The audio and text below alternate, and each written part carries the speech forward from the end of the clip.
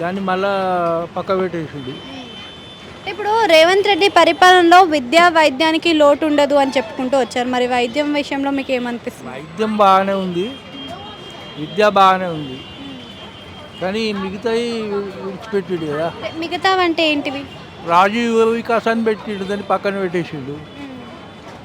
మహిళలకు 2500 పింఛన్ ఇస్తా అన్నాడు, అది పక్కన పెట్టేసిండు. ఇప్పుడు మరి ఇందిరమ్మ క్యాంటీన్లు 5 రూపాయలకే బగారన్నము స్వీట్ ఇవి కూడా మేము ప్రొవైడ్ చేస్తున్నాము కాంగ్రెస్ గవర్నమెంట్లో అని చెప్తున్నారు. మరి వీటి వల్ల ఉపయోగం ఇప్పుడు కూడా 5 రూపాయలకు భోజనం పెట్టిరు కేసీఆర్ ప్రభుత్వంలో కూడా. ఇప్పుడు వీళ్ళు పెడుతుర్రు. అంటే ఇంతకు ముందు మనం చూసుకున్నట్టయితే కేసీఆర్ గవర్నమెంట్లో కొన్ని పథకాలు మాత్రమే ఉన్నాయి. అంటే ఇలాంటి ఫ్రీ బస్సు, ఫ్రీ కరెంటు, 500 రూపాయల గ్యాస్ లాంటి గ్యాస్ చెప్తుండదని అది అకౌంట్లో పడతలేవు ఆ డబ్బులు. పడని వాళ్ళు అప్లై చేసుకోండి పడతాయి అంటున్నాడు కదా.